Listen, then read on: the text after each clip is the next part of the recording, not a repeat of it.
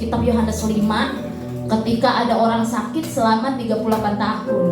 Ya, jadi dia itu mau masuk ke kolam Bethesda, tapi nggak bisa karena nggak ada yang nolong dia. Nggak ada yang nolong dia masuk ke kolam itu. Ketika dia mengarah ke kolam itu, orang lain udah duluan disembuhin ya, udah masuk ke kolam itu. Nah, ketika itu Tuhan Yesus datang sama dia, kamu mau sembuh nggak? Ya, 38 tahun penantian dia. Mungkin dia selama ini 38 tahun ini dia mengandalkan manusia untuk sembuh, tapi ternyata manusia pun tidak bisa diandalkan gitu. Tapi ketika Tuhan Yesus datang dan dia mengalami perjumpaan dengan Tuhan, ya, dia mengeluhkan, gak ada orang yang bisa nolong saya Tuhan. Tapi Tuhan Yesus berkata, kamu mau sembuh apa enggak? Dia berkata, aku mau sembuh. Dan ketika seketika itu Tuhan bilang, bangunlah dan angkatlah tilammu. Ketika Tuhan Yesus berkata begitu, sedetik itu pun juga dia bangkit mengangkat tilanya. 38 tahun berharap pertolongan orang lain, tapi tidak ada yang bisa menolong dia. Tapi ketika dia mengalami perjumpaan dengan Tuhan Yesus, seketika itu juga dia mengalami kesembuhan. Penantiannya 38 tahun, kesembuhan. Mungkin selama 38 tahun ini sudah berusaha kemana-mana ya. Tapi ketika dia bertemu dengan Tuhan Yesus, dia mengalami kesembuhan yang luar biasa.